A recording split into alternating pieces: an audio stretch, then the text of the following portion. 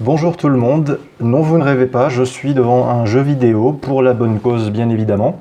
Vous vous souvenez peut-être de cette polémique sur des marques occidentales qui vendent des vêtements comme H&M, Marks Spencer ou Dolce Gabbana qui ont déjà mis en scène des mannequins voilés portant un hijab afin de promouvoir leurs produits, ou alors ont vendu des burkinis cet été dans leur boutique. Bref, une polémique sur des marques occidentales qui s'adaptent à l'islamisation du mode occidental et même qui islamisent la mode occidentale. Voilà, je vous dis ça parce que je m'apprête à tester la version d'un des plus célèbres jeux vidéo au monde, mais adapté à un nouveau marché, celui de consommateurs musulmans qui appliquent la charia. Il s'agit de la version islamique du célèbre jeu vidéo Zelda. Le jeu est lancé. Alors ça commence comme la version du Zelda classique, vous savez, avec Link sur un bateau qui va chavirer surpris par la tempête, puis les vagues vont finir de porter son corps inconscient jusque sur la plage du Nil, et là une jolie blonde qui se promène sur cette plage va ensuite le trouver. C'est comme ça dans la version occidentalo-japonaise du jeu en tout cas. D'accord, donc déjà dans cette version, la blonde qui marchait sur la plage a été remplacée par une femme vêtue d'un hijab ou d'une burqa de couleur noire.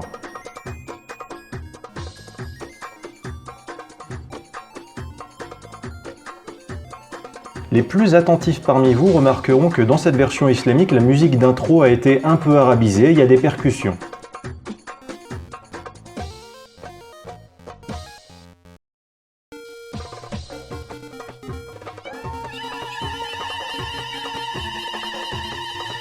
Et on entend aussi les you-you, le cri de guerre que poussaient les Amérindiens de la tribu des Apaches au moment de lancer un assaut contre une diligence.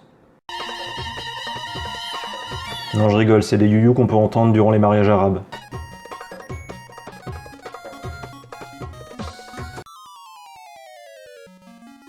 Bonjour jeune homme, par chance ma femme Amal vous a trouvé sur la plage. Nous vous avons ramené dans notre maison.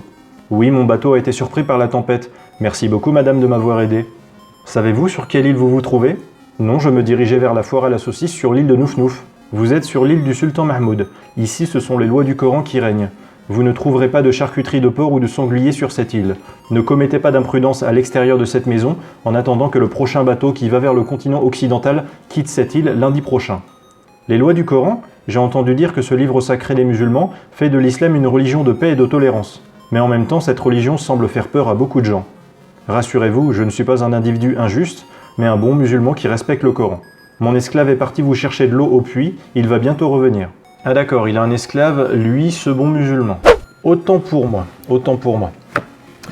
C'est vrai que le Coran a pour auteur de la première à la dernière phrase Dieu lui-même selon les musulmans, voilà, et ce Dieu universaliste qui serait commun à tous selon les musulmans, il a écrit dans le Coran qu'il autorise la possession et l'usage d'esclaves. Par exemple, là je viens de revoir la sourate 70 verset 30, on apprend que, voilà, par exemple pour Allah, coucher avec son esclave ou avec son épouse est légal, et que rechercher du plaisir avec un tout autre type de femme en dehors de son épouse ou de son esclave, c'est transgressif et blâmable. Même le prophète Mohammed, qui est un modèle comportemental pour les musulmans, il a le droit d'en avoir des esclaves, et il en a eu tant d'après le Coran que d'après sa biographie dans la Sunna. Bref, vous les occidentaux qui regardez cette vidéo, ne soyez pas choqués, c'est un jeu adapté aux mœurs et aux valeurs de l'islam idéal, défini par le dieu esclavagiste des musulmans, et l'esclavage ne devrait en définitive pas choquer les musulmans qui respectent les horreurs du Coran. Bon, moi je me tire, je vais faire un tour dehors.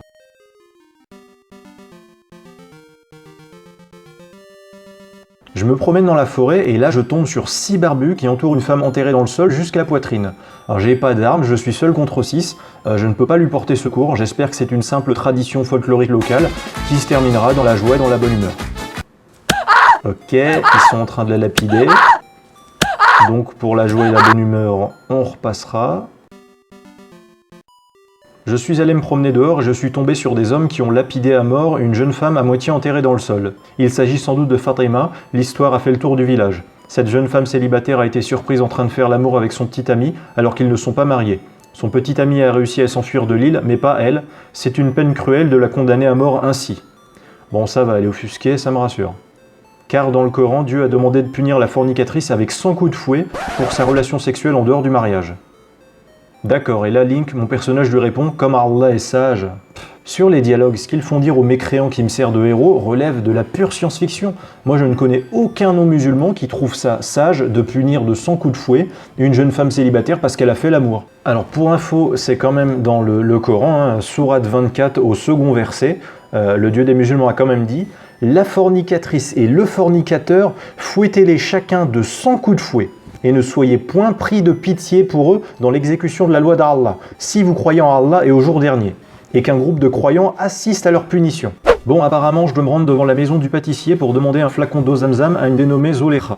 D'accord, et comment je suis censé la trouver au milieu de cette foule de femmes voilées qui se ressemblent toutes? Y a rien qui ressemble plus à une femme en voile intégrale qu'une autre femme en voile intégrale. On dirait un rassemblement de fans, sosies de Johnny Hallyday ou de Claude François, mais pour une toute autre idole, Belphégor. Bon, bah on va les interroger les unes après les autres. Ne me parlez pas, je ne vous connais pas et vous êtes du sexe opposé, je crains pour ma réputation. Ne me parlez pas, je ne vous connais pas et vous êtes du sexe opposé, je crains pour ma réputation. Ne me parlez pas, je ne vous connais pas et vous êtes du sexe opposé, je crains pour ma réputation. Sérieux, un monde où la moitié de l'humanité doit se cacher le visage ou les cheveux quand elle sort dehors à l'air libre, c'est un monde triste. On se croira en Arabie Saoudite ou en Afghanistan, les hommes et les femmes qui ne se mélangent pas dans l'espace public, la tyrannie de la réputation à préserver et de la loi du ragot qui excommunie fait des ravages, et ça c'est une réalité des sociétés islamiques bien retranscrite dans ce jeu vidéo en tout cas. Super, après avoir interrogé 12 ninjas, j'ai enfin fini par trouver Zoleha, j'ai obtenu le flacon d'eau Zamzam, je vais pouvoir l'échanger contre un champignon magique au marabout du village, puis échanger le champignon magique contre un bâton de Siwark, et enfin échanger ce bâton contre un Derbuka dans la cabane du vieux pêcheur. C'est passionnant. Alors là, il y a une dispute dans la maison du couple qui m'a recueilli et le mari est en train de frapper sa femme au prétexte qu'elle lui aurait désobéi en étant sortie de la maison sans lui demander son autorisation.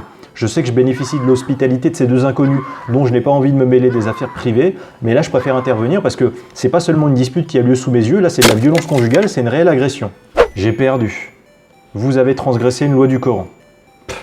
Bah oui, mais en même temps, c'est vrai que au verset 34 de la sourate 4 du Coran, Allah indique que les hommes ont autorité sur leurs épouses, que les épouses doivent être obéissantes à leur mari par vertu, et surtout que le mari peut frapper l'épouse dont il aura à craindre la désobéissance.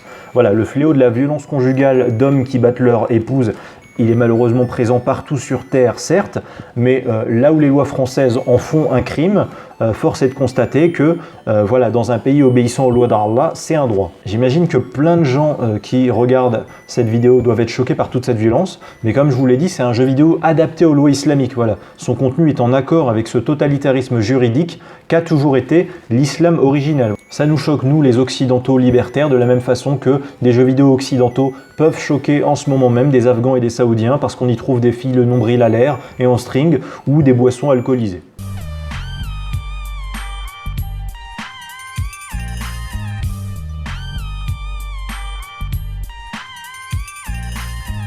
Bon, je recommence. Quoi?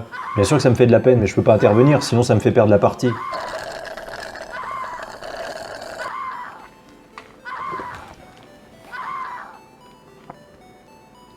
Ah, il est enfin fini, c'est pas trop tôt.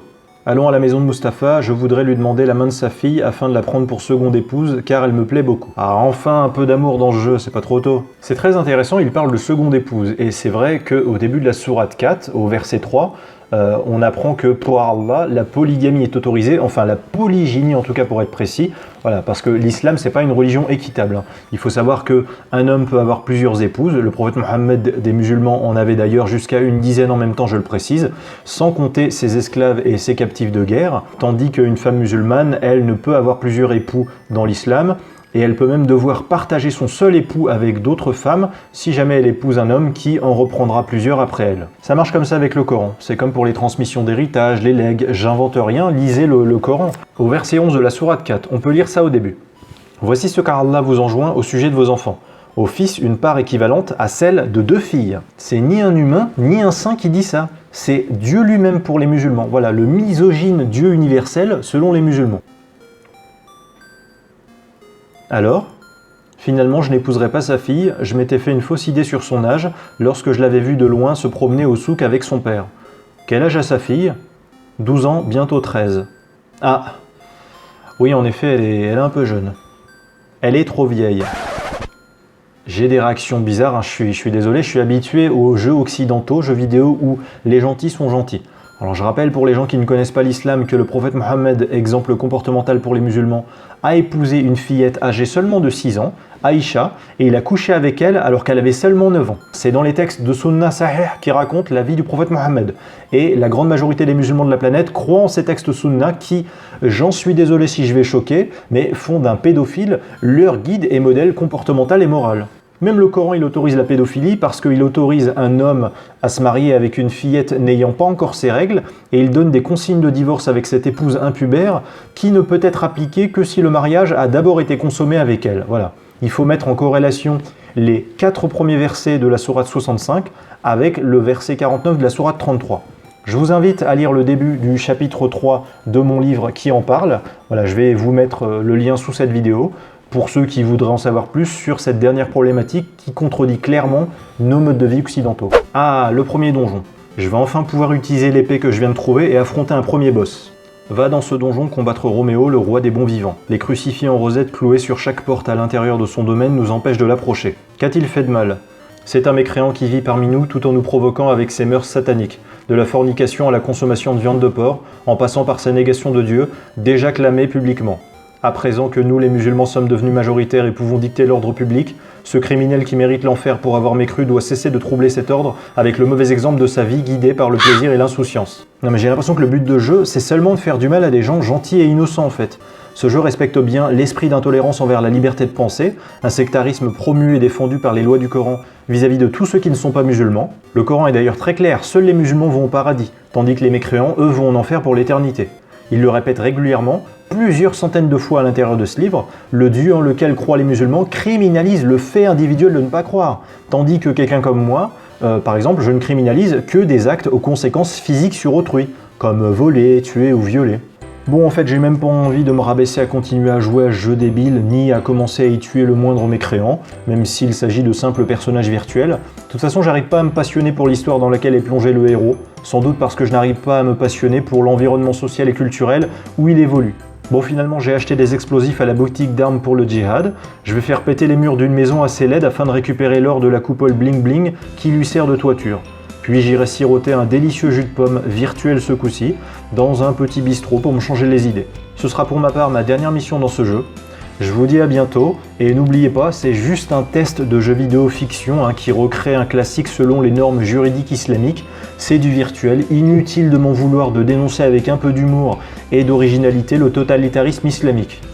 Essayons de combattre le feu de forêt si possible, avant même de combattre le mec qui montre du doigt ce feu de forêt. Allez, salut!